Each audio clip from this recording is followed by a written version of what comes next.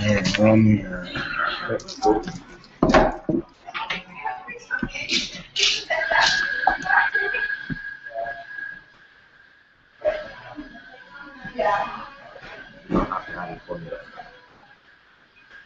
When the people can have multiple cameras with it, cover everybody.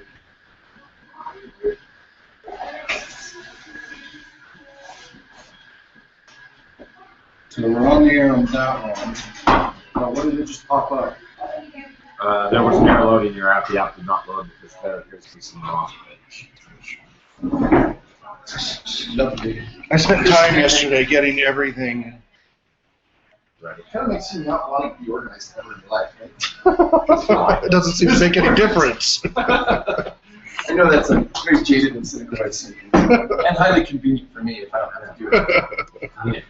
Yeah, exactly. Where's all this? It's a common solution.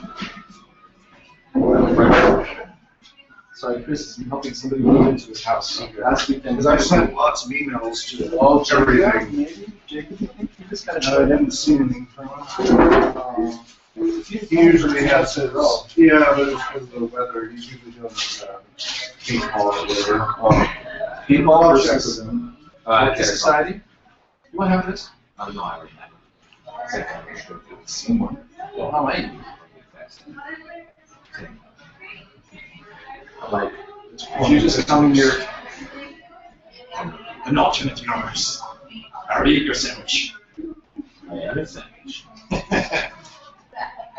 Other friends in Northwest Christian. So the sandwich is just Taking the secret for 2 days. Yeah. Sweet. Great. We have like 3 guys named June, but I think I know which June. I was doing it the other day, setting up for the public server. What I'm using the mock pack loads 160 miles.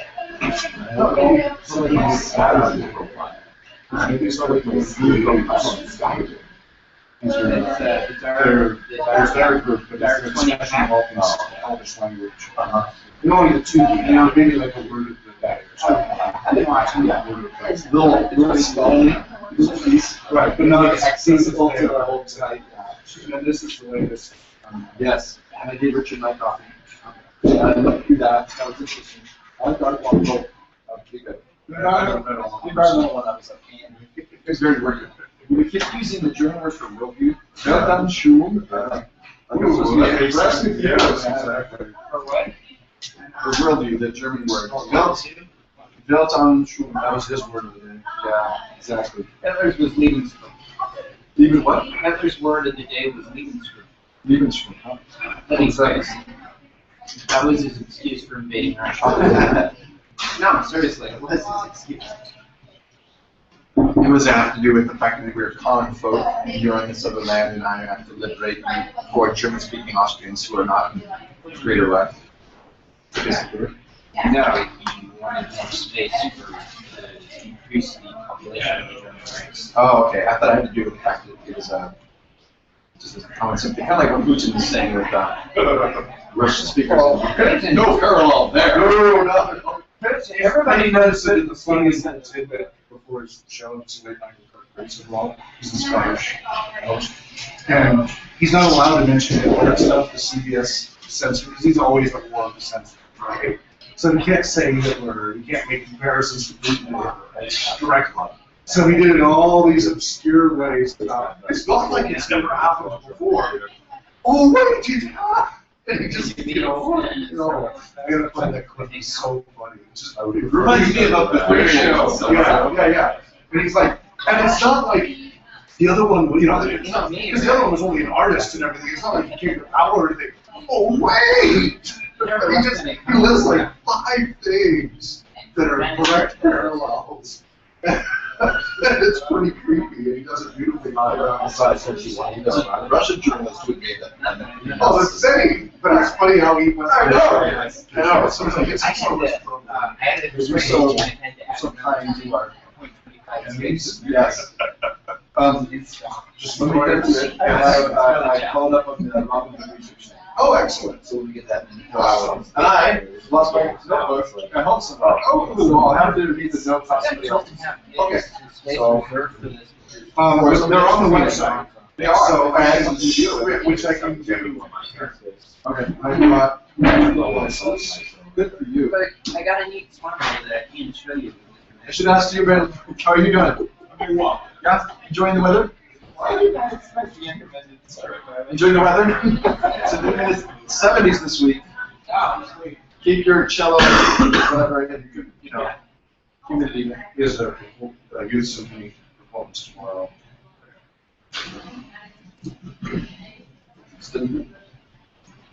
No, yeah, no. Tutoring? So I hope we just test it out on that. So. We are on the air. Yes, we are. We are live. We are on the Pacific Time Zone. Live. Yeah. What do you do, pump you up? Your brain. That's right. Brain. Not like you girly girls. In Finland. Oh, hey. Yeah, my fourth graders. Yeah, but they pointed out they're Norwegian ethnic or something. Oh, right. Did you like the? So on the Frozen movie, there's a guy who said, "I know, and I like Nick reference." Please. Okay. Yeah. So on a recently produced film, anyway, on Frozen, there's the one guy who's, you know, this is vaguely Nordic, you know, well, actually pretty Nordic, but they don't say it's Norwegian, but there's a guy he's got this little shop up in the mountain, and it's suddenly it's a freak snowstorm because of the one princess who has these powers, you know, to create ice. So it's all suddenly in like July. It's all winter now. Anyway, so they go into the shop and the guy's like, "Yoo-hoo, big summer blowout," and he's got the later hose in and everything. And he says, "Yoo-hoo, family," and there's the sauna. He's got a sauna as well. I thought you'd like the sauna. Yeah. Anyway, please ignore any comments from any of you that resembled me. Real Brian has returned, and we welcome you. I think we're ready to start here. Sure, go ahead since you've covered the notes. Maya Golvinen. Welcome to the Tolkien Society here in Spokane, Washington, USA. This is our April meeting, a little later than usual because of the Easter holiday and schedules. It's currently April 26th, 1:04 p.m. Pacific time, and we are currently broadcasting live. Of course, if you download this recording later, it won't be live. But remember, the Tolkien Society is never late and it's never early. We arrive precisely when we mean to. That's right. So I'm going to read the notes. That should be part of our Sorry, 2014 notes here. Oh, sorry, and we have Drake, Richard, Hawk, and myself, and thank you for joining us. So is the YouTube version undead? YouTube version? Yeah, that's you can view it later. Right, yeah, I'm happy. Yeah. Okay. All right, well, I'll get through these. So last time we met, here's what we talked about. We had Brian, Hawk, Jacob, Richard, and Chris here, and I read the February notes, and we still need to show the link to the Tolkien Society comparing the Tale of Kullervo and Tour of Drambar. Oh, I missed that. Yeah, sorry. That's okay. We'll get that link on there for the next notes. Hawk recounted memories of visiting Finnish relatives in the Upper Peninsula of Michigan. That was actually really cool. Thank you, Hawk. Minnesota. Minnesota. Oh, we've got to change those. Yeah. Okay. I'm sorry. I got all sorts of. Yeah, all these mistakes. I should have gone through it. Fire the secretary, I tell you. So, at least I got the right ethnic group. Okay? Sorry. I'll send in the arts. New York. Yeah.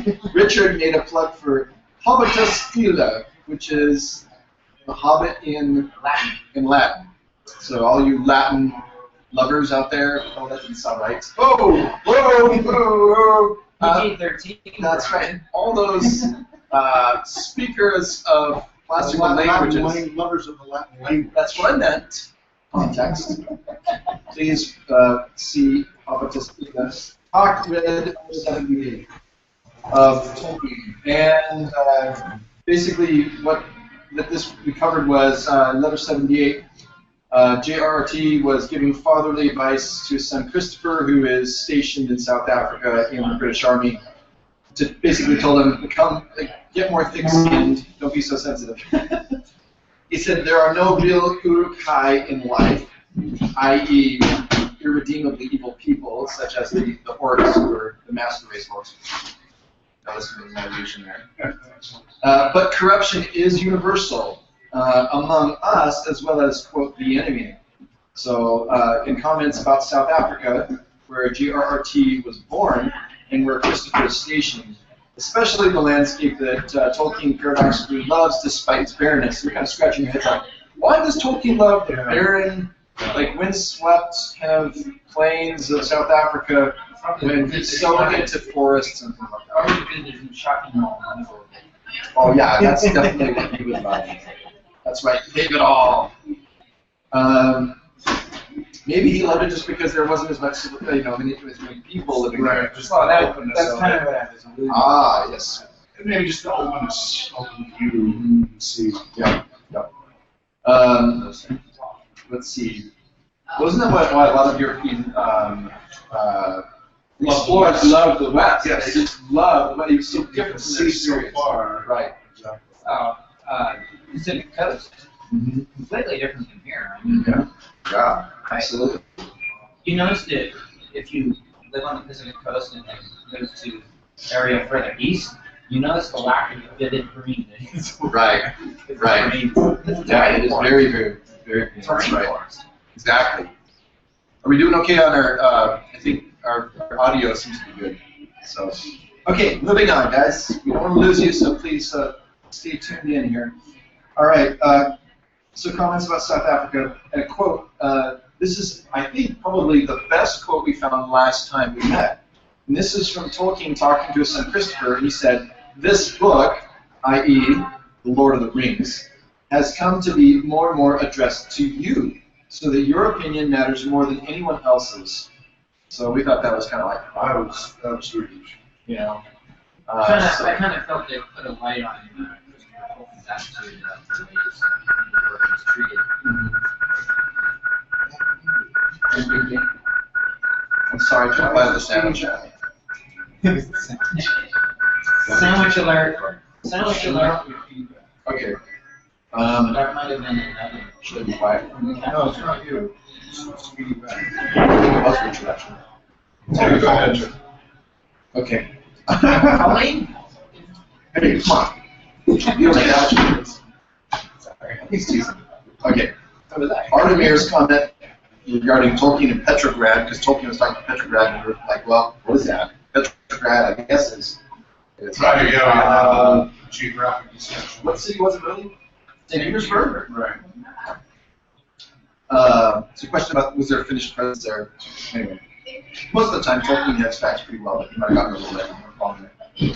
Chris read letter 79, and we looked at the map of South Africa again, talking to Christopher while I was there, and then Tolkien was musing over changes over time, civilization, and how important things happen in obscure little corners and nooks where nobody else knows about it, nobody else thinks it's important, and then later on it's like, oh my goodness, this major epic thing happened.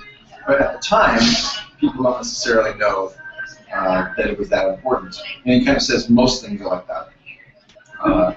I drew a parallel between the Eagle and Child Club, frequented by Tolkien and the Inklings, and our venue, because we kind of have a back room here, the Rocket Bakery, so, Many thanks to them. yes, exactly. So this is our kind of rabbit room, if you will. I still don't know why they call it the rabbit room.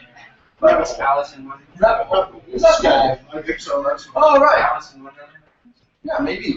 So if we just get permission to like dig a little hole off the side, a little fireplace will be Yeah, nice in here. Yeah, I'm sure they'll let us. Sure. Well, we could just slap up a mock fireplace, or we could get somebody like, say, craft one for us out of patrol. Or we can bring one of those portable electric fireplaces to Katie. I think we'd be better off just making another pocket dimension. Yes, definitely. Okay, but how is he going to travel through that? Anyway, we'll leave those universal problems for someone else to figure out. Richard read letter 80. Tolkien, as a father, interested in his son's reading habits. And the application was to us, since Tolkien was kind of encouraging his son with, hey, what are you reading lately? We were wondering, how did each of us gain an early appreciation for stories and literature? Did we pick it up on our own? Did our parents play a part in that? Did they read to us or whatever? When did you love to learn? When did you learn to love reading? So we had a discussion about that. And almost done. We finished comments from online viewers. Again, in reference to Tale of Kullervo. And then, so that's kind of, again, wrapping up the Finnish study that we had been doing about Tolkien, and he was inspired by the Finnish language to create Cantmannian, Elvish, and I think Welsh language was the inspiration for Sindarin. So anyway, he obviously borrowed some good ideas.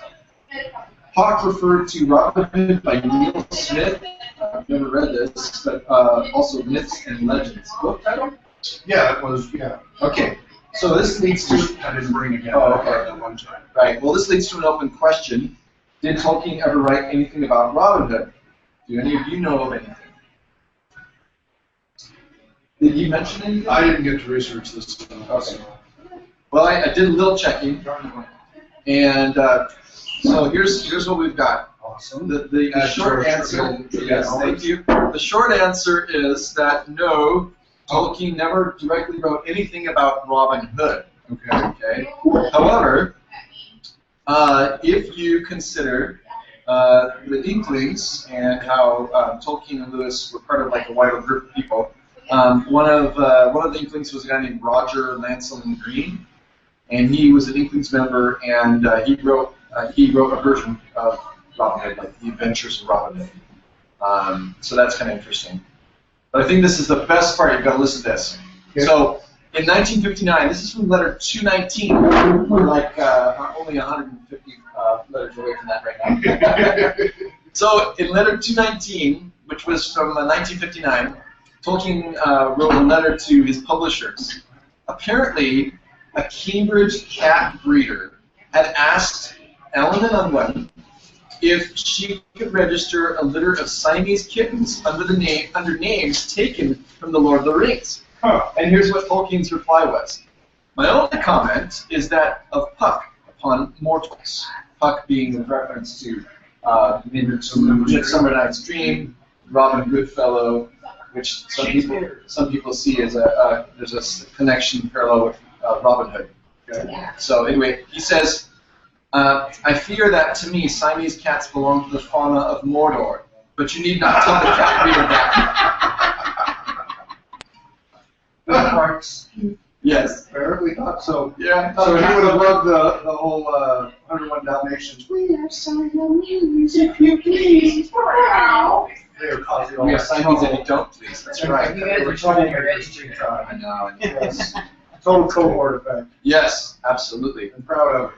So I guess this is kind of stretching it, but there's an idea out there, a theory that Robin Hood may have been historical, but he may be more like out of the mythological, kind of your forest spirit kind of stories about this guy who holds up strangers and is kind of a mischievous person and a trickster, but at the same time occasionally does good things. Loki-ish. A lot like Loki. And so he's called Robin Goodfellow. That's another name for him. Now this is not the same as Robin Hood, but it's kind of like, well, did both of them come from the same source? So, and since I'm already on the subject of Puck, of Midsummer Night's Dream, interesting, this is a little link, this is from a book by Greg Harvey called The Origins of Tolkien's Middle Earth for Dummies. And here's what he says in there. Marry Puck and those menacing Pookelmen. It may be odd to think of Tolkien's statues of the misshapen Pookelmen along the stair of the hold at Dunharrow as somehow related to Puck, Shakespeare's merry sprite in A Midsummer Night's Dream. But it's probably true. Old English Pookel, Middle English Puckle, denotes some sort of goblin or demon, and it is almost certainly related to the Welsh Púca and the Irish Púca, both of which refer to a malevolent spirit. As Robin Goodfellow in Shakespeare's comedy, Puck is much more benign, a merry trickster who's quite unlike the scary Poople.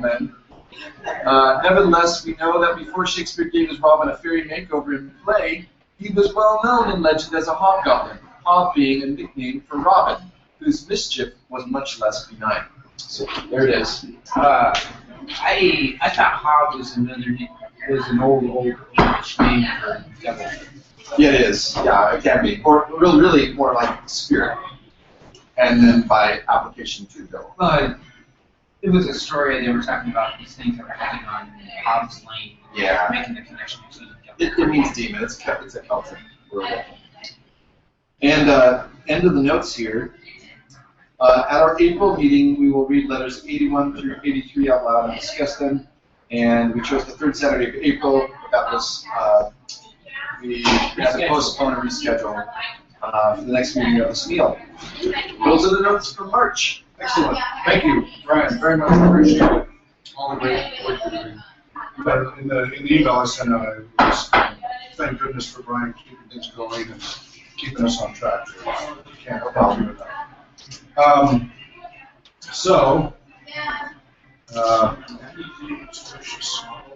Windows. Yeah, Mac, Windows, and Linux, all three running.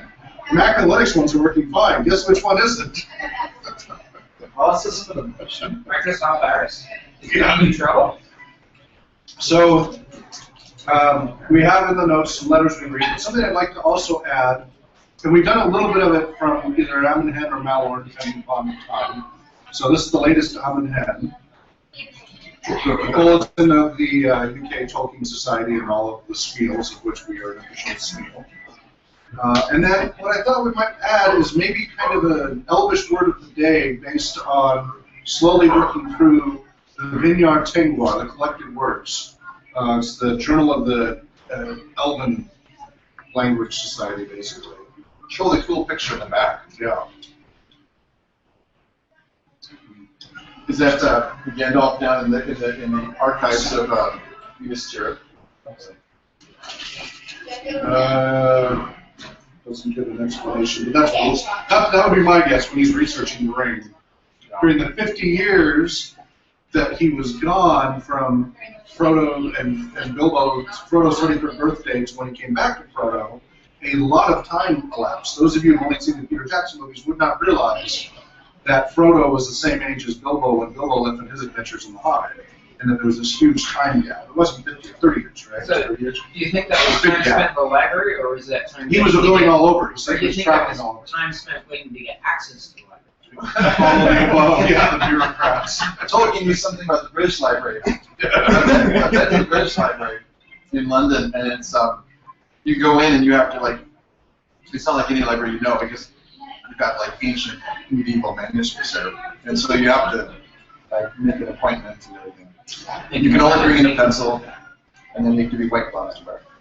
So I think we'll actually read the first page from this just because it sets up what the rest of this is about. Let's go ahead and show there's the front. So besides the cover art, there's actually to their very first #1 issue, September 1988 of the Vineyard Tengwar. There was some hand drawing. It's showing like the names, Elvish names for different parts of the body. It's usually how they teach foreign language, actually, isn't it? You start Language in general. with what you know. Did you want to read off a few of the anatomies? So some of them, for example, and I could be butchering the pronunciation, but maybe as we go through these books, our pronunciation of Elvish will get better. So hair would be Moxa, head would be Gol, G-O-L, face would be Anta, eye would be Hen, Hen. Ear would be Lasse, shoulder would be Roma. Anyway, so it goes all the way down. Some of that sounds rather Latin. Or Lhasa, but you know, on the hill of hearing, Right. and on the wall, right? Oh, yeah. So it's a version of that, like Yeah. conjugation. That's right, good point. Yeah, it would make sense to Tolkien would do that. So, Vineyard Tengwar, and it actually shows the Elvish script of Vineyard Tengwar. And then below that it says mine, M-I-N-E. And I don't know why that's there. I don't know if that's like their word of the day or what. But that's what they have right below Vineyard Tank. Where did you get this from, Hawk? I bought these online. I don't know if they're still available, but I have a full collection of, and every now and then they make them. Obviously, been around a long time. 1988. You can tell that it's dot matrix printing, isn't it? Well, no, maybe not. No, that's a professional printer. Yeah, that's Really? it's not dot matrix. It looks like actual typeform and stuff. But Oh yeah, I guess so. it's got kind of irregularities and stuff, so I don't know. No, you're right. Yeah, that's true. So I thought you wanted to- September 1988, and I love the bi-monthly, they put in a little H because of the typo. They can So, spell out. I am suspecting that they actually were, somebody had an old hand printing press. Like I did that in summer camp in '83 and stuff, and set everything up. And instead of trying to go back and reset it all, they just did that. Well, And then I think they mimeographed the copies. Well, the Elvish would have had to have been done as art. That would have had to be too, yeah. So the typesetter and the guy who wrote the Elvish were two separate entities. She basically have this. Yeah. Run the paper through. So, the bi-monthly newsletters of the Elvish Linguistic Fellowship, or ELF, E-L-F for short. Not to be confused with the Environmental Liberation Front blowing up radio towers in Seattle. Yes, Just to be clear. or the 1980s sitcom show, Or- The Orange Guy Who Ate Cats. Alf, that was Alf, yes. Now we're really showing your age. This is edited by Jorge Quinones, San Diego, California. Cover art was by Tom Lombach, Chart of Body Parts in Quenya and Quenya. I think that's a typo, in English in Quenya. It's their first issue. The same picture appeared in Parma Elda Lamburan number 7, page 27, which I have a bunch of those as well. So And maybe that's I'll like try a to pretty those. legitimate We're- publication. We're as going to well, give you yeah. an introductory Except that the Elvish names were in the Tengwar. Here on the cover of the Vineyard Tengwar is presented in our own alphabet and additionally in our own language for the benefit of the Elvish illiterate, of which the editors want. And by the way, the word Tengwar actually just means alphabet, as far as I know. So his initial sentence meant that this beginning primer in Elvish, we're going to give you English. Kind of to throw you into the water, see if you sink or swim. Okay. It's a subtle joke. So let me try to get through this and we'll discuss more. So editorial and introduction. Welcome to the first issue of the newsletter of the Elf. This new fanzine will fill the gap that our illustrious journal has failed to do. No offense intended, Chris. To come out regularly, even now Parma is trying to establish a regular publishing schedule of either biannual or annually. Had the same problem with Other Minds magazine. We tried to be quarterly, and it's been all over the place. It's just our last issue of Other Minds we just put out, that Thomas put out, Thomas Lewinsky, over 300 pages. They're like, why didn't we spread that over several issues that we'd be able to go out before they when you hand it off to others to run, you gotta let it be. I'm incredibly grateful to Thomas for that. That's so much work he's put in, and everybody who did that. You got a professional designer. You really have to see the latest Other Minds. Yeah, which is on TolkienScholars.org. And, yeah, or Other Minds magazine. Other Minds magazine. Or OtherMinds.com. Thanks, Thomas. Yes, many thanks. I originally wanted to publish this newsletter on a monthly basis, but rejected the entire idea when I figured out how thin our issues would be. If I had not started this scene, the articles in this issue probably would have found their way to either Beyond the Brie or Qatar, both which I highly recommend any reader. Nancy Marsh, the editor of Beyond Brie, has my sympathies. I now know how hard she works as an editor. It isn't easy. The first rule of Vineyard Tengwar is to inform people about the elf in general. This is what this issue is about. In addition to this, I have written a short article on the names of the Elvish numbers, which I hope will prove useful and handy for prospective speakers and users of the language, and a couple of other interesting articles. If the copy of VT you received came damaged or chewed up by the Postal Service, drop me a line and I'll be happy to send you another one, copy absolutely free. Some words from a founding member of the MLF and the ELF, the time-honored charter for a renewed fellowship by Bill Welders. All right, so then it starts going to the issue. Yeah. So Hawk, I guess one question some of our online friends might wonder about is, you know, like, this obviously was published a long time ago. Was there like a whole movement of Tolkien-related kind of grassroots magazines that's sprang up? Yep. 91 Other Hands magazine, which is the predecessor to My Other Minds. That was by Professor Chris Seaman. That was from 91, 92 till 2001. It's Tolkien. This is not long before 1991. Right, exactly. Yeah, there was a lot of, and a lot of it was generated from the role-playing gaming community too. Though I don't think these people were. Wasn't Tolkien Brush the inspiration for the fantasy genre? Yes. Oh, yes. There was fantasy horror, but that's where it really started to take off. Define the niche. Yeah. And you have direct ripoffs. As much as I enjoy like Stephen R. Donaldson's Thomas Covenant, Terry Brooks, the Shannara, I like the first one, but then it just got rid of them. But they were blatant ripoffs. But at the time, that was still pretty new, so you were just trying to get your fix of it. People love reading Lord of the Rings and all. Yeah. They're like, so remakes of it were fun. And so yeah, they were hungry for the And he's reading the Thomas Covenant series right now.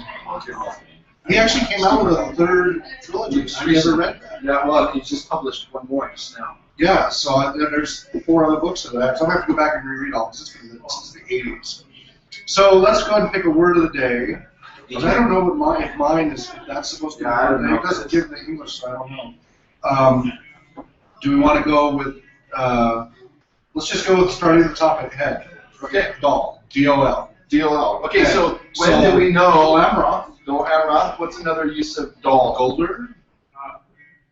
Anybody else? Oh, D-O-L. Yeah. I was thinking D-O-L. D-O-L. Yeah. D-O-L. Doll. Doll. Doll. Alright, this doesn't have an index. Well, it does. Or the doll's name. The evil doll.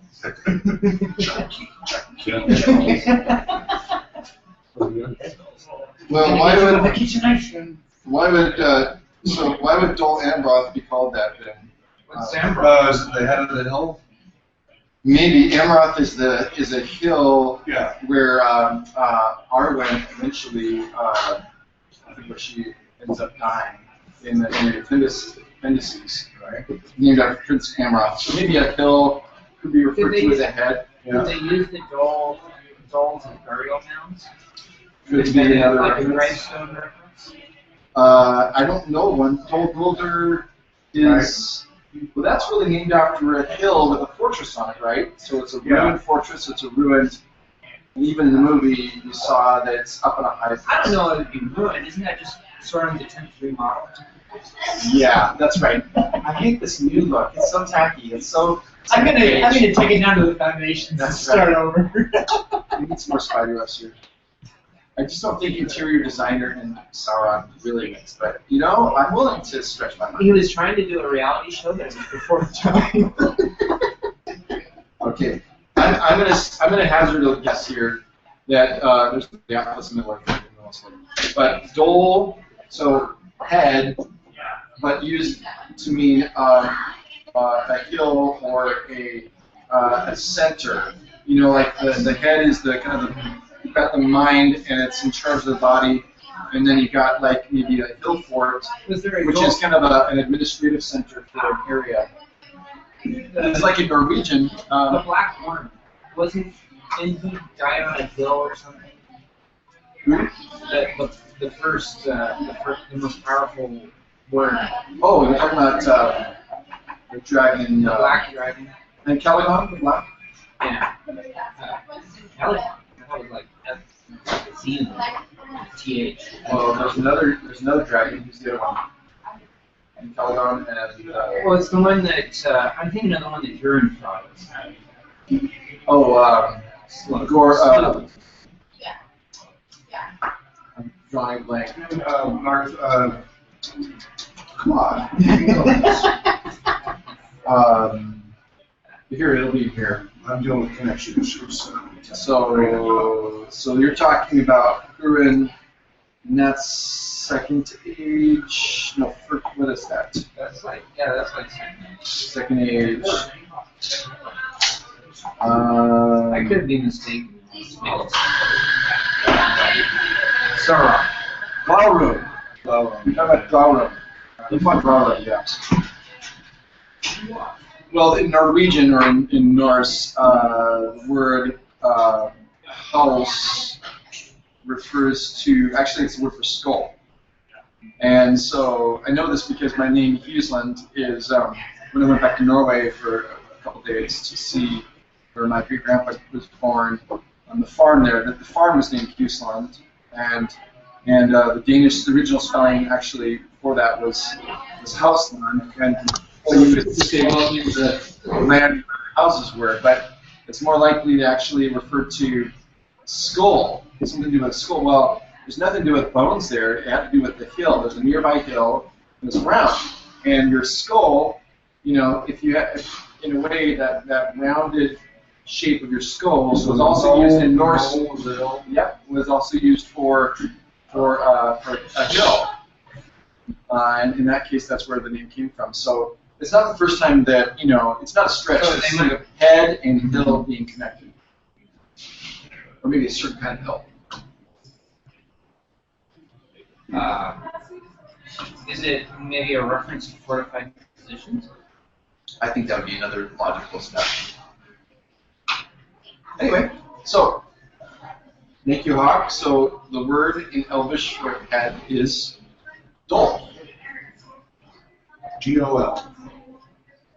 All right, so we'll keep each day. Just add a word. Is that with a long haul? That's, I mean, I haven't really had much feedback. it's not gold, it's gold. Oh, I got I would, my inclination to pronounce it as gold separated from doll. Good. What? Brian? Notes?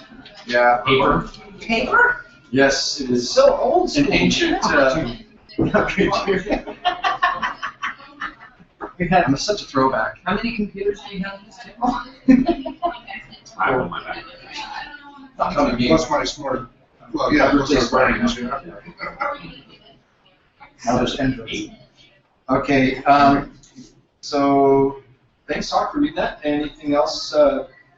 Not from the Anything from the Allen Head? I think it was the Publication of the one Tolkien there. Society. You clearly read through it more than I did. I skimmed through it. I didn't have time to thoroughly peruse it. Well, Brian threw it at me on the way here. I did. I'm like, download. Did you have any comments you wanted to make about it? I need time to digest it. Well, thankfully, I eat I've things only whole. looked at the title, basically.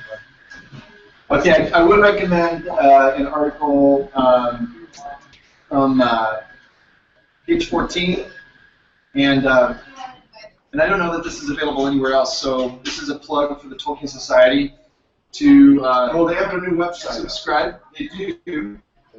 I don't know if they have the articles up there, the publications. I'm not sure about that. I think that's only for numbers. But yeah, anyway, a great article on here, written by Anne-Marie Gazzolo on page 14, and I really liked it. And it's called "There Is Always Hope: Lessons from Middle Earth." And basically, she takes 3 pages to trace the concept of hope as a dominant theme in The Lord of the Rings and The Hobbit, and so basically it takes it all the way through. I thought that was a very interesting treatment of a theme. So definitely you could make a good argument for the story, you know, kind of contrasting hopefulness and hopelessness, and those who give up hope, like think of the character. Well, Yeah. couple notes. Hope as a concept of something better after death is a Christian thing. Mm-hmm. Most religions before that, they, you know, this was your life, you lived it, and you were done. You know, so You hope for good things maybe in this life, but that's it. Yeah. yeah, and if you were denied, well, yeah, I guess that was too bad. Also, the definition of hope is an expectation of God executing His will, according to Oxford Dictionary. Well, I think this is a great article to definitely read, and kind of following on from Richard's comment, this is the last paragraph. I can just read this. Aragorn speaks still last words to his beloved Arwen, also contain this hope. But let us not be overthrown at the final test, who of old renounced the shadow and the ring. In sorrow we must go, but not in despair. Behold, we are not bound forever to the circles of the world, and beyond them is more than memory. very well. And she says, this trustful surrender to the hope of what lies beyond death is what we should all have if we truly believe life is stronger than death. And one day we will see our loved ones again and be with them for eternity.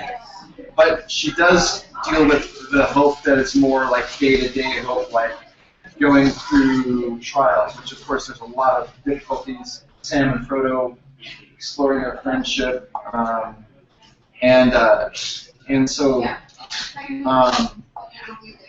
anyway, I was thinking of Denethor as being kind of the anti-type.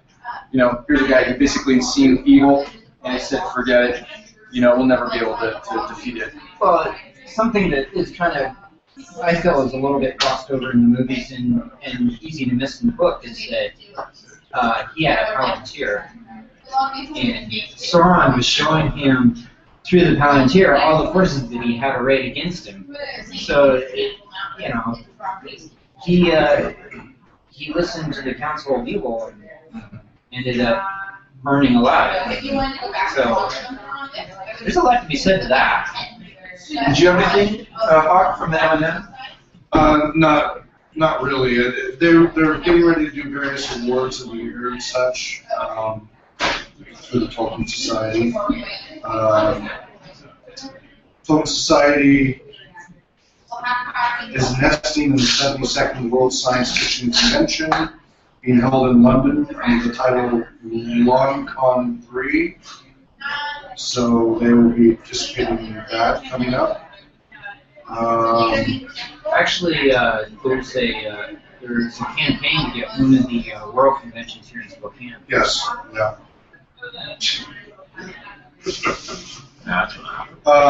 Yeah, you never know. Might. You never know. We got the skating, international skating thing. You did? I was there. That was big. That was big money. Spokane had a huge turnout. No, Spokane's Not last year. He's fudging the numbers. Not when I was there. He's fudging the numbers. It's 200 to 400, not a.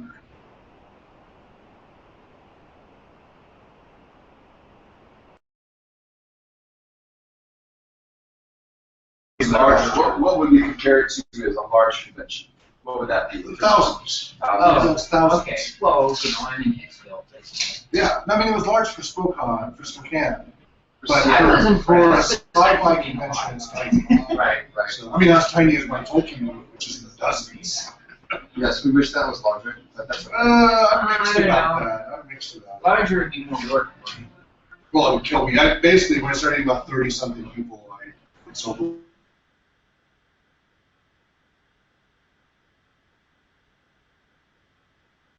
Really? Yeah, because I don't have nobody except for him. Nobody's stepping up to like.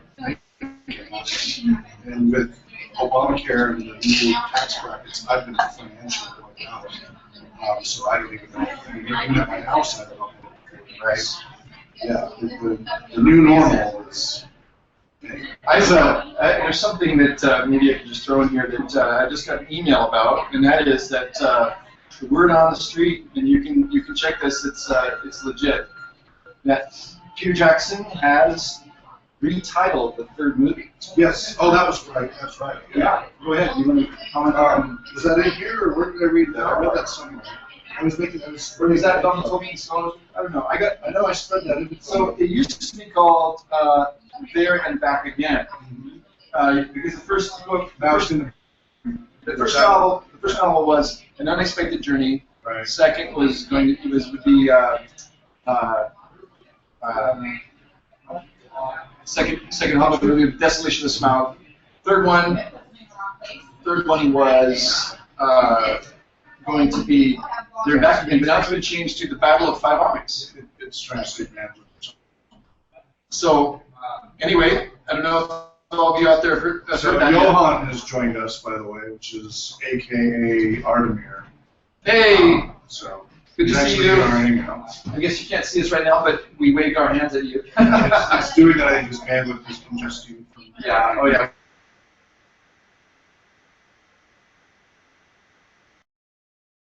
Too, so I don't know what that's.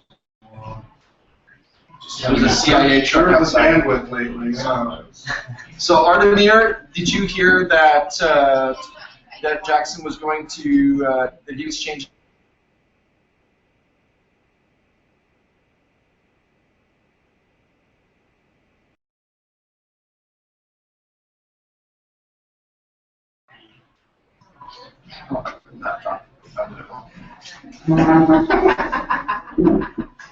Circus. Circus. Yeah, his brother. Never mind. I shouldn't say that over the internet. Sorry. So, we are.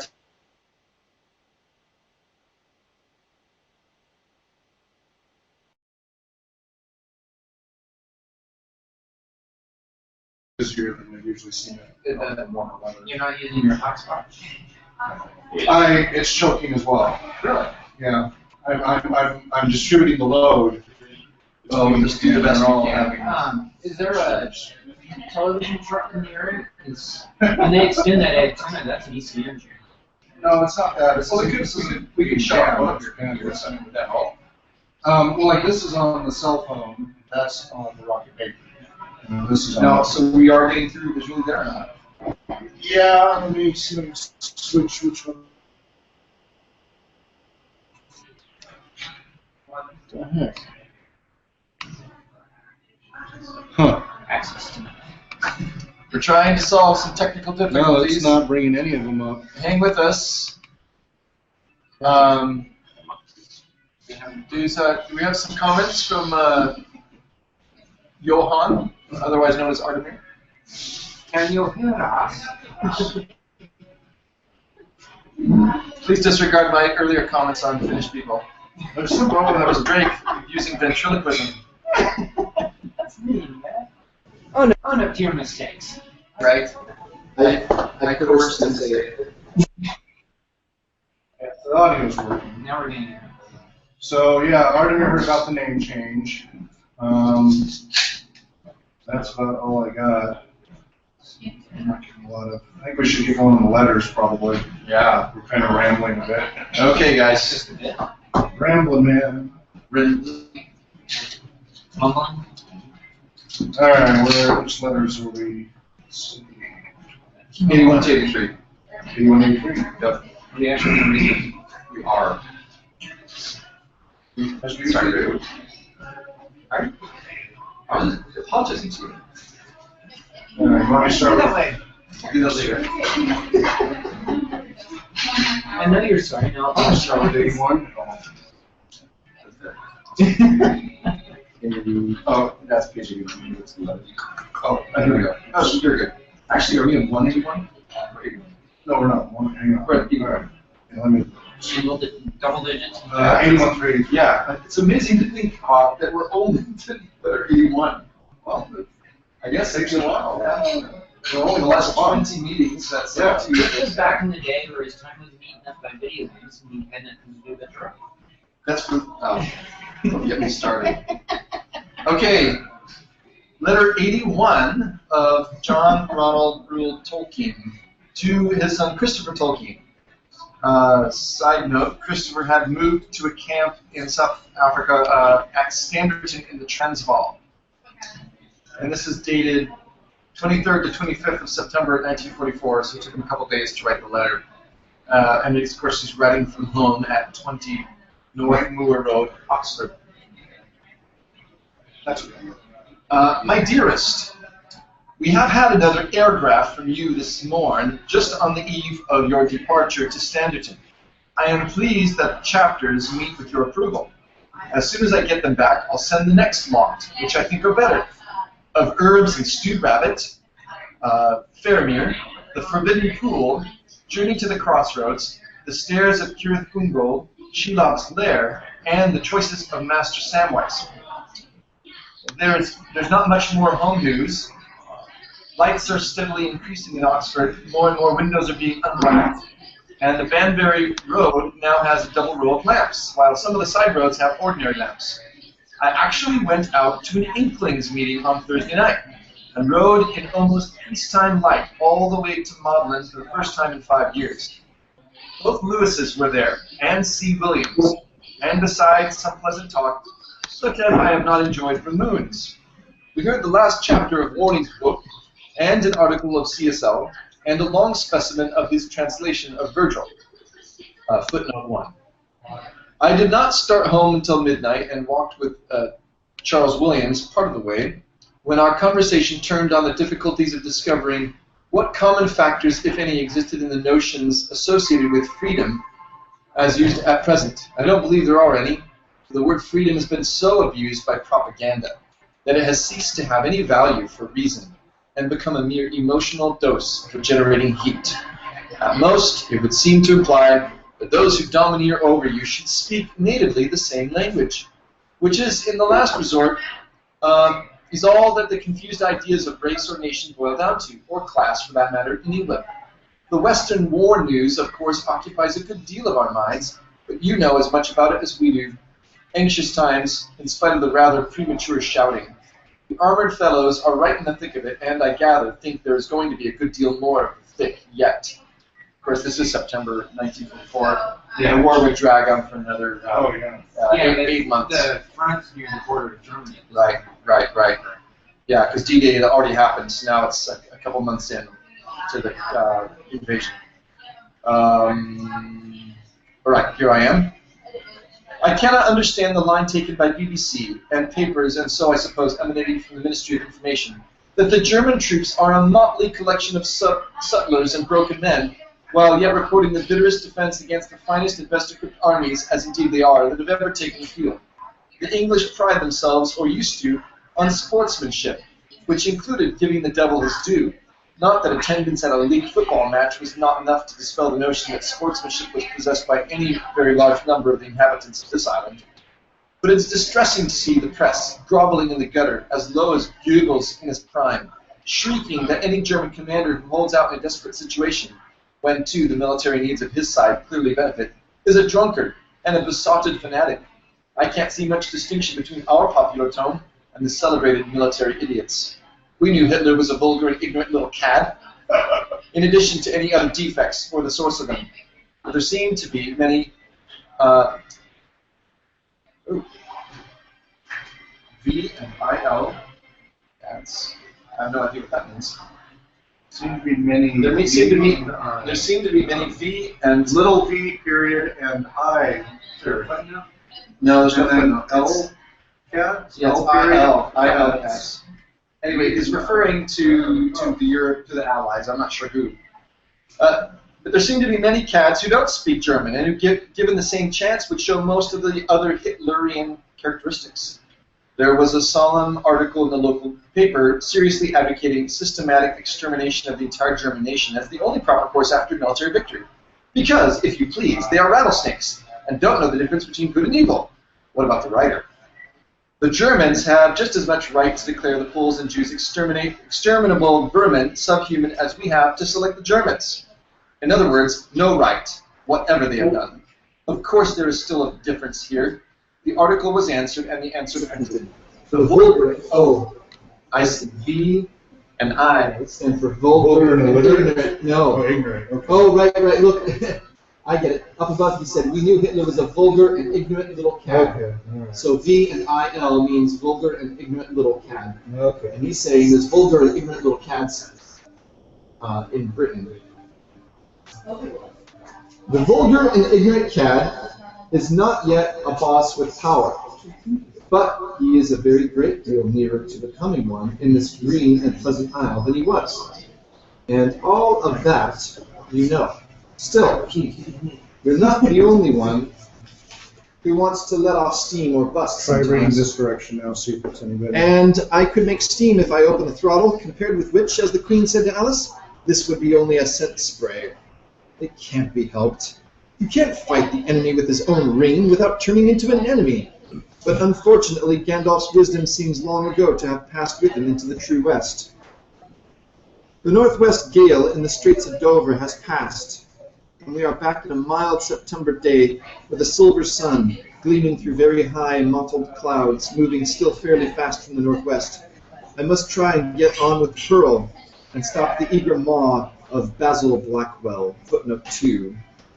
But I have the autumn wanderlust upon me, and would fain be off with a knapsack on my back, and no particular destination other than a series of quiet inns, one of the too long delayed delights we must promise ourselves when it pleases God to release us and reunite us, is just such a perambulation, which means a walkabout, together, preferably in mountainous country, not too far from the sea, where the scars of war, felled woods, and bulldozed fields are not too plain to see.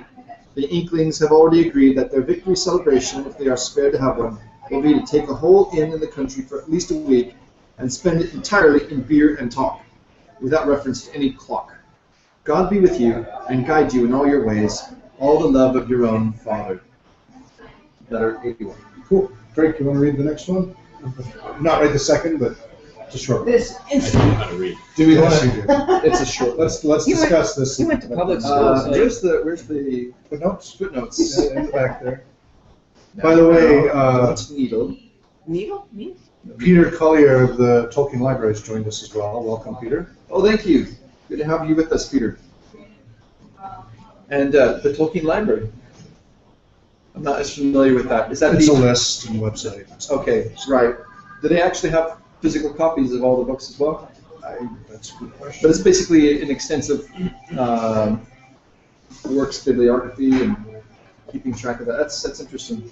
So I'm just trying to find. TolkienLibrary.com. Okay, we'll have to look that one up. Indeed. Yes. I like libraries. Letter 80. Okay, here we go. Letter 81. Okay, so we mentioned Virgil at the beginning of the letter, and it says here that a different letter to Tolkien, to Christopher Tolkien in 1943 refers to Lewis's new translation in rhymed Alexandrines of the Aeneid. So obviously a very complicated poem. Read this way for now. Sorry. This mic's working better. Ah, than right, that. okay. It was not published, so apparently Lewis had written some more classical poetry. And then the second one, Tolkien had promised his translation of Pearl. And I don't know if any of you have read The Pearl. You can get it in it's a short story along with Sir Orfeo and Gawain and the Green Knight. Green Knight, correct. So it's a great little book to pick up. And I'm trying to remember, did we read through The Pearl in our? Well, I think we did years ago. We did, didn't we? Yeah. Yeah, it was a while ago. That was a very interesting story. But anyway, it says here he promised his translation of Pearl to Blackwell, who wanted to publish it, and had the text set up in type, but Tolkien failed to provide an introduction to the book, and like many of Tolkien's projects, it was eventually abandoned and never published. However, Christopher was starting to release a lot of his father's work that was previously unpublished, so I'm really excited about that.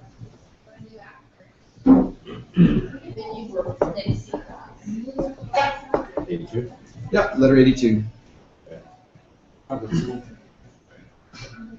you want me to poke out your eyes now or after? That's why I have glasses. I'll remove them first. Please, Karen. So they're not to aid your vision, they're to protect you from people you offended that want to poke your eyes out? Is this a common problem? No, I think it's trying to illustrate the Purchased V and equipment? IL CAD. Oh, okay. on it. Okay. Well, you know, Okay. with friends like these. All right, Jake. It's all You're yours. not alone. With friends like these, you're not alone. Letter 82. September 30th, 1944. We three had just come back through the rainy end of the golden day from A.B. for a production at the Playhouse of Arms and the Man, which does not wear well. I saw the good lady in the theater with C. Williams, who was typing Ring and a Half Elves was more expensive. I don't think I should write anymore, but for the hope of your seeing it, at the moment, I'm engaged in revision, as I can't get on without having back stuff fresh in mind. Do you remember chapter King of the Golden Hall? Seems rather good, now it's old enough for an attached view. Is that it? Oh, it's written in English and we're American. So, so he refers to a chapter, King of the Golden Hall.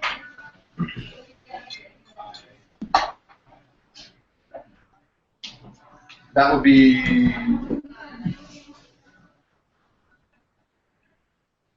here. Here we are. Chapter 6 of the Two Towers is the King of the Golden Hall, and so that's where he was at the time of the letter. And this is where Gandalf and Legolas and Gimli and Aragorn traveled from Fangorn Forest and had gotten to Medusa and the kingdom of the Rohirrim. So Theoden's castle, basically. I kind of have a question on the second. Is this related to the? Not really. Go ahead. Well, the second movie. Was there a scene with cans and bears in the second movie? I don't think so. In what's his name's hall? No. You mean carved on the wall, or just no? That's you're talking about Bjorn, Yeah, the Hobbit. Oh, I'm sorry, you didn't say what you were talking about. Well, you're supposed to pick that. So the second movie, you mean the Hobbit. The second movie, not the Two Towers. Yeah. So Was there? yes, in the book The Hobbit, there's a Well, reference in to the bears book, dancing. Yeah, I don't remember. It is, but in the movie. No, they don't do that at all. They did It's it. kinda- I finally saw it. Did you? They did it completely wrong. Completely wrong. The character was. It was, but it was all wrong. I mean, even the character was wrong. It wasn't. It completely changed the nature. It was so much more. Anyway, There wasn't the lightheartedness. yeah, it just yeah. It's Well, he's trying Yeah. for a It was like so disappointing. No, they totally didn't do that. Yeah, that whole thing. I with the kind of bears. thought I heard you guys saying that there was a scene like that, so I was kind of. No, Where did I? the only bear is, yeah, it's just a big bear. Pretty funny that happened reacting to it. Was it? Yeah. We're referring No! to the Desolation of Smaug, the recent movie, and kind of the latest reactions, guys. Do you want to share what was wrong with it? No. Be here a while. And we Maybe I'll do a Hawk watches the Desolation of Smog. Yes, video. yes. Well, it'd be like a director's cut, like. No, I can't. I can't show the movie.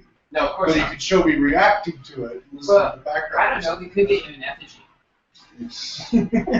Let's pull Shall I read ourselves back. 83? Let's pull ourselves back to the book. Sorry. Letters, please. Why don't we comment for a minute before we do letter 83 on kind of where he's at in the storyline? So, Keep your eye on. Sorry, yeah, I'll see that room. Oh, that microphone. I keep switching back. okay. Well, Because if only I could train one Hollywood actor. That would freak your students out. That could come in handy. You'd be close enough to eyes in the back of your head, right? Terrorize the I fourth. tell them I have X-ray eyes. I can see through the desks when they're playing with things like scissors. All right, what were you gonna say? Well, I just think it's interesting because here's the author and he's telling his son, "Hey, I'm up to this chapter." So I just thought maybe it'd be worthwhile us kind of commenting on, if this is as far as he's gotten, what does that mean? For him, what kind of feelings do you have about okay, so if you can remember reading it, and he's saying, okay, in the last one he got through. Well, wait a minute. In the other letter we read, in letter 81, Yes. he's referring to taming a Smeagol, or Damien is me. isn't he? Of herbs and stewed rabbit. Right. Faramir, the swimming pool. That's in Journey the to second Crossroads. half of Two Towers. Well, Okay, Journey to he's writing Crossroads. the first Staircase, draft. He, Angle, it sort of stuff there. inflated on him on accident. Well, not just that. Took on a life. Not just that. Of herbs and stewed rabbit, those chapters you mentioned in letter 81 are all about Frodo and Sam's journey. Whereas I don't think they were released King in of the order Golden he wrote Hall. them. Right. So the King of the Golden Hall was about what everybody else was doing.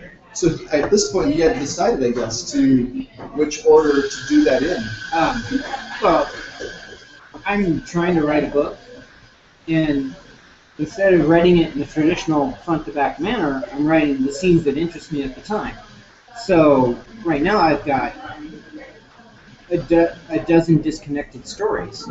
So I don't know, maybe he was using the same kind of methodology, or he wrote it out how he thought he was going to, and then he decided he needed to inflate certain parts, Right. add more material to remove where the chapters were. I always was fascinated by that in the Two Towers. I mean, it was probably the hardest part to read when I first read it in high school or junior high. Just because the Two Towers it drags, or there's a lot of building up the plot, but not a lot happening. Yeah, but I have to It serves a purpose, though. It gives the reader some downtime where they can ruminate the things that have happened before, and how they're connected in. It's an essential part of the story. Whereas many, because of modern day movie thing, where you have to have things happening instead of. So they're not ADHD, MTV. Yeah, they're not used to sitting back and reflecting and appreciating the story like you were supposed to. It's just so interesting because you've got this like two different plot lines that you've got to keep track of in your head. And Why is that different? yeah, I think it is. And anyway, so that's kind of interesting that like in this letter he's talking to his son and saying, well, I've gone back to Gandalf and those guys, and what are they doing right now? And I can imagine Christopher saying, well, how's Dad going to tie this together? Or maybe he's even giving like suggestions or questions. I don't know. Well, pretty interesting. Did you want to go ahead and read letter 83 or Yes. comments? Or? Not really getting grief from Mikachu in the Geek and Sundry chat room again. I don't know what his problem is, but he keeps giving us grief posting. But with a name like Mikachu, if he's a Pokemon fan, whatever, it's not going to be a literary type show. He's always getting grief, and unfortunately, I think he has the ear of the Admiral sometimes. But anyway, yeah, just giving grief. All right. So.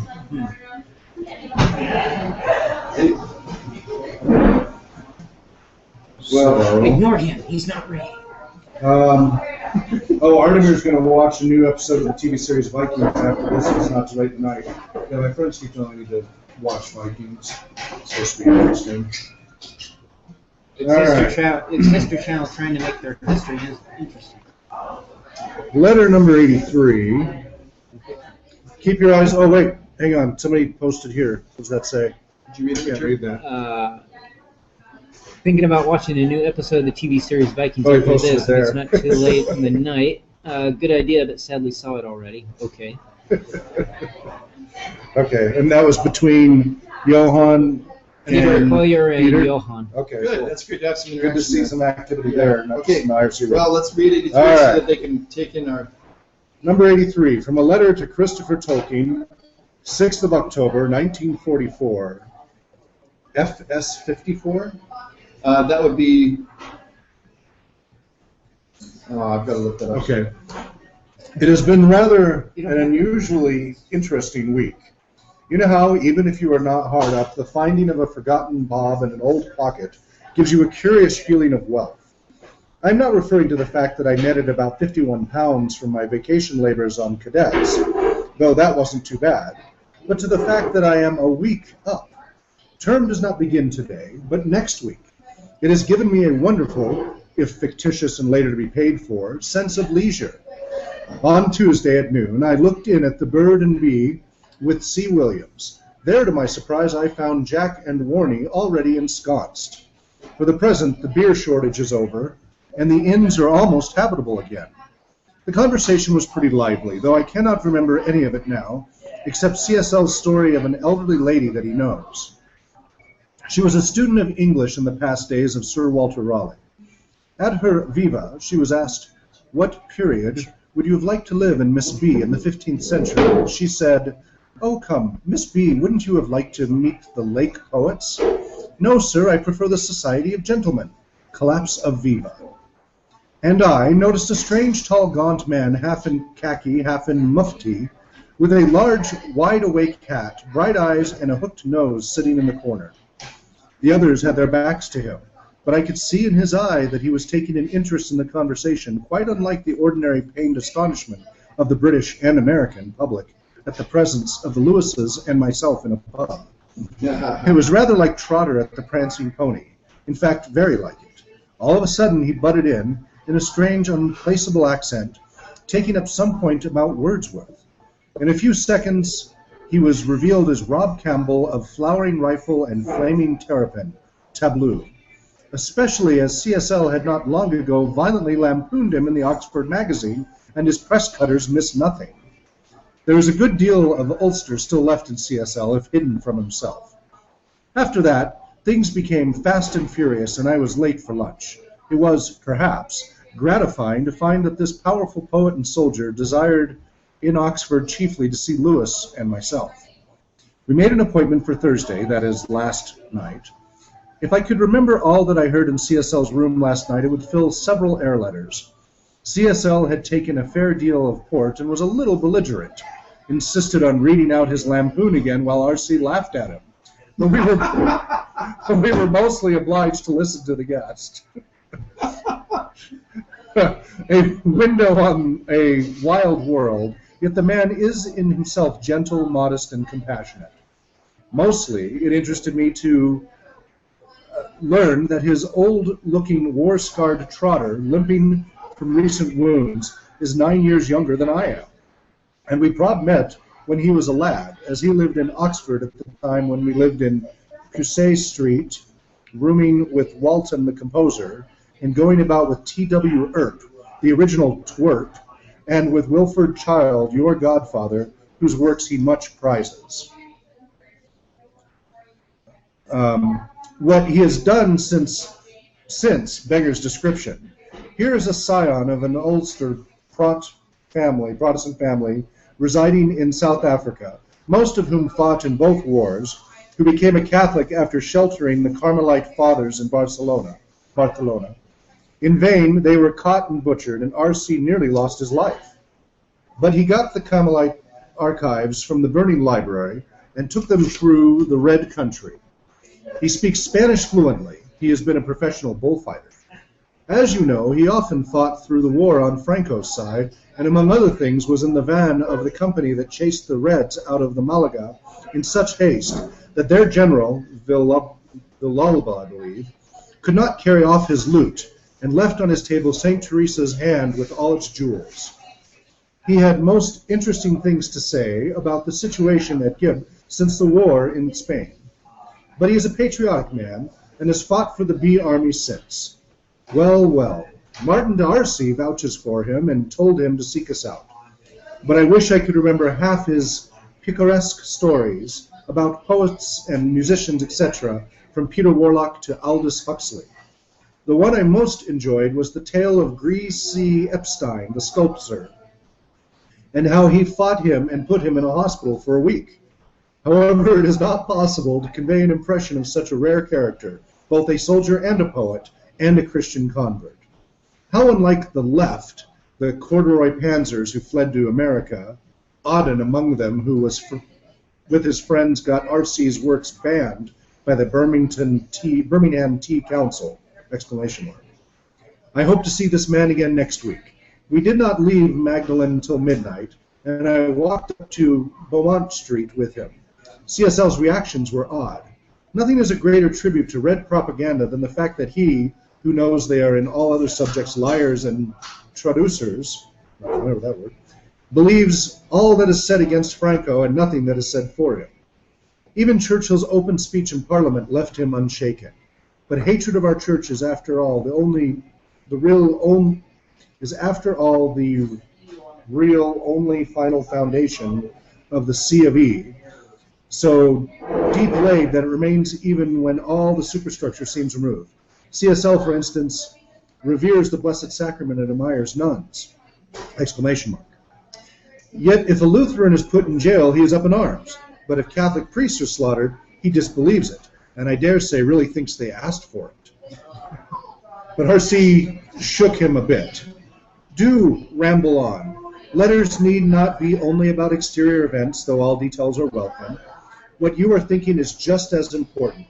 Christmas, bee noises, and all the rest. And why you should think the encounter with the chemist-botanist unworthy of record, I can't say. I thought it most interesting. It is not the not-man, e.g. weather, nor man, even at a bad level, but the man-made that is ultimately daunting and insupportable. If a Ragnarok would burn all the slums and gasworks, and shabby garages and long arc-licked suburbs, and in CD for me burn all the works of art, and I'd go back to trees. Whoa.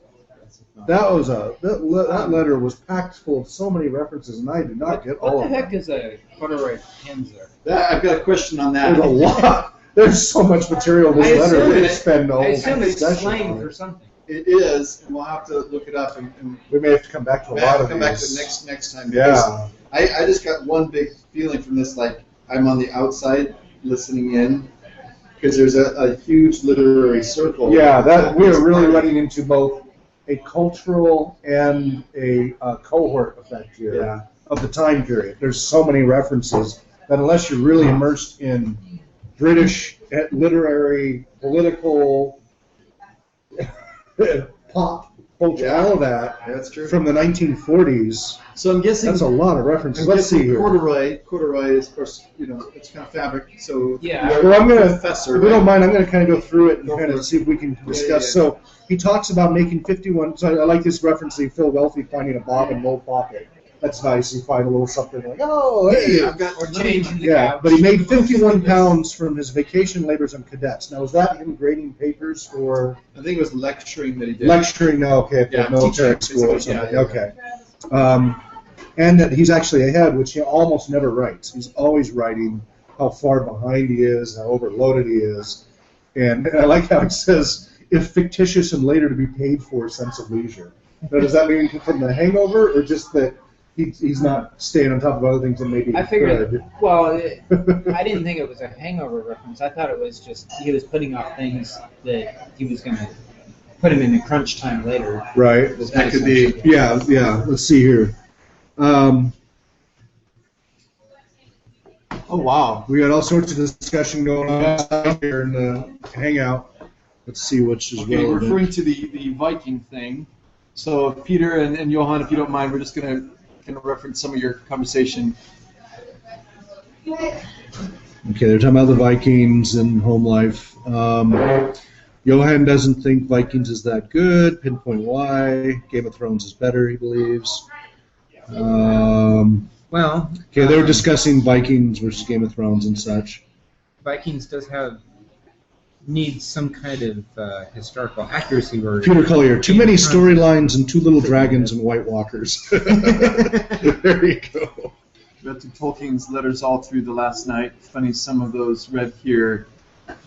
I was reading last night as well, grading papers, actually correcting exams, right? Yeah, right, yeah, that's what I believe. Although it could be actual papers. You know, actually, Um, Game of Thrones has all the elements of almost every other fantasy story that I can think of. No need to apologize about off topic. That's, to us, that's pretty relevant.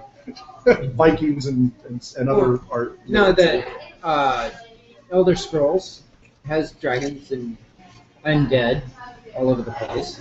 Okay. How did That's a Elder video Scrolls game. factor in? That's a video game. Yeah. Well, I know what it is. I'm just not sure why that came up. Let's Just see. the Game of Thrones reference. So the burden bee is the bird and Baby. baby. That's Which the- is that's the actually baby. That's their slang for the favorite. eagle and child. Eagle and child, Which is right. what it is if you really want to go to Oxford, you have to go look for eagle and child, which is But they all call it the bird and baby. bird and baby. Yeah, Because so it's us Americans their are going code. around asking for the bird and the baby and getting a lot of blinking. Yeah, eyes. exactly. No Game of Thrones without Tolkien, I suppose. That's okay. It's all right. We don't mind those other tangents. It's derivation, but But it's I would related. say it's related, but I Yeah. would say it's. Well, a lot of people are debating, will Game of Thrones have, just like the same with Harry Potter, will it have the longevity, Oh, 50, Game of 50 80, Thrones- 100 years from now? Game of Thrones is Europe with the coastlines changed. Eurasia. It's Eurasia with the But coastlines. I just get tired of Whatever the latest sword and pop sword. thing is Yeah, yeah. and Well, yeah, we're all comparisons. trying to vie for power. Well, Yeah. We just enjoy it all. you want a bigger storyline, Tolkien has that kind of more epic Well, feel. it's Tolkien's is more good versus evil, whereas Yeah. Game of Everybody, Thrones is everybody's, more selfish. just about everybody's bad in Game of Thrones. That's why I'm not interested. Game of Thrones is more selfish. Okay, so then he said, there to my surprise, well, okay, he says he went to the Bird and Baby with C. Williams. There's no footnote as to which. Charles Williams, okay. He's the bloke who joined the Inklings kind of partway through the war. He became a good friend of Lewis's, and kind of, even though Tolkien also was a friend, Tolkien kind of felt like that really close-knit friendship that Tolkien and Lewis had was kind of a Waning little by more then. distance between them because Williams was kind of got in there and was maybe a little bit closer to Lewis for a while there. Okay. And he was part of the, what do you call it, the Oxford Press in Okay. London, evacuated its offices from London to Oxford. Okay. So that's why Williams was up there. And he's an author too. He's written quite a few books. And he's the guy who had the Arthurian focus, like a lot of stories have Arthurian themes to them. All right. And that influenced Lewis. If you read his science fiction trilogy, his third book, actually both the second and the third book, Perelandra and and That Hideous Strength, both have Arthurian references, Merlin and stuff like I've that. vaguely heard the titles, but I don't remember much about them. I I remember his Narnia stories. Yeah, these are definitely a lot more heady, a little bit more thoughtful pieces. Science fiction, as Lewis thought of it, was not all about machines. It was more about exploring humanity. Okay. That's probably why I don't remember it much. I've been accused of being a technophobe or File? technophile. Is there? What's the next thing on the letter besides Mother? That's Well, we'll do that same. In the comments here, Johan says, or Peter says, still hoping the second volume of letters is going to be released sooner or later. That would be awesome.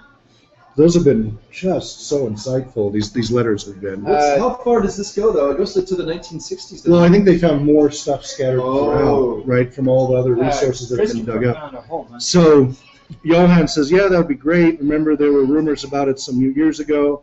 Peter says they are not rumors. Ooh. But as you can imagine, it is not a project that is done in 1 year, and with Christopher Tolkien putting his Beowulf. Yep. attention on other works, I believe That's it pushed back every time. But I sent a CO with CD. a CD with 1,250 transcripts of unpublished letters to CT. So he has a lot of material to work with. Nice. One of the organizers of the Beowulf release party. Wow, you sent that. That's great, Peter. Thank you for sharing that. That's great. And actually, the Beowulf. Make a note of that. Yeah. And what about Beowulf? That's a lot of unpublished letters. Exactly. Well, the Beowulf, yeah. So I mean, I was surprised at his translation of, or is it his translation or is it his introduction? His translation. His translation. His of- translation. which yeah. basically was pivotal. We talked about this before for our understanding now of Beowulf. No, that was more his Monsters and advocacy. Critics. Yeah, that was Monsters and Critics and his advocacy for it Well- to be considered as a work of art, not just an anthropological piece. Okay. That was his key influence. Oh, all right, right. That Seamus Heaney in the foreword Yes. of his translation of Beowulf gives Tolkien direct credit for. But I did not realize until just recently that He had his own. his own Yeah, that has not exactly. been fully published till now. So that's actually coming out Exactly. this year. Yes. Very excited about that. Mhm. It'll be very interesting to compare that to example. I wonder if Seamus Heaney saw that translation or not. I don't Be know. very interesting. Peter might know. I was trying to. Well, I have to just say a side note here. I was surprised by how those of you who've seen Tolkien's The Tale of Arthur, is that the title? I forget the title, Yeah. but I know what you're talking But about. his Arthurian story that was published by Christopher, the publisher was really not careful. There were quite a few typos. Yeah, they're getting a little sloppy on that. Mhm. It's Maybe it was the unfortunate. first draft. I think they were rushing it out. I don't think it was actually Tolkien's mistakes that they kept in. I think they were. Yeah. Okay, so continuing through this letter 83. So, to my surprise, I found Jack and Warnie. Now, the footnote says that C.S. Lewis was known to his friends as Jack. Warnie was the nickname of his brother Warren. So that's who he was referring to there, the Burden Baby, already And this is ensconced. French history, I think, that he was writing or something like that. And the beer shortage was over. Conversation was lively. Dwarf North. Yeah. C.S. Lewis's story of an elderly lady he knows, English student of English in the past days of Sir Walter Raleigh. Okay, So kind of a general discussion of the poets. Right. What is, okay, so he talked about, I noticed a strange, tall, gaunt man, half in khaki, half in mufti. I'm not familiar, what's mufti? That's just a big, kind of like one of those Russian hats, big fur-lined kind of hats. Oh, yeah, that's all right. I think that's a So mufti. he's only half in it? Well, he's wearing khakis and a mufti, interesting, with a large, wide-awake hat. Bright eyes and a hook Okay, I guess it's not sitting a in the hat. corner. Yeah, Maybe he's I'd love to look that up. talking That'd be about like a quick Google style thing. dress or something. It's funny, these little things, little gaps we have. His name is Robert. So that turned out to be. Okay, well, hang on. Before we get there, he says it was rather like Trotter at the Prancing Pony, referring to Trotter was the original name of the character Strider in the Lord of the Rings, right? That's better. Yeah. Or horse. Okay. Trotter the Prancing Pony. You know. Oh. He says he's very like that, this guy. All of a sudden he butted in with a strange accent about Wordsworth. And in a few seconds he revealed he was Roy Campbell of Flowering Rifle and Flaming Terrapin. So Roy Campbell Tableau. Tableau, exclamation mark, special, okay, never mind, that was, okay. So especially since CSL not long ago violently lampooned him in the Oxford magazine. I think later on he says That's that he funny. that And then he C.S. reread it in Lewis front read of, that yeah, to in front of him them and he while broke they're up jiving, laughing. yeah. They were mocking each other there.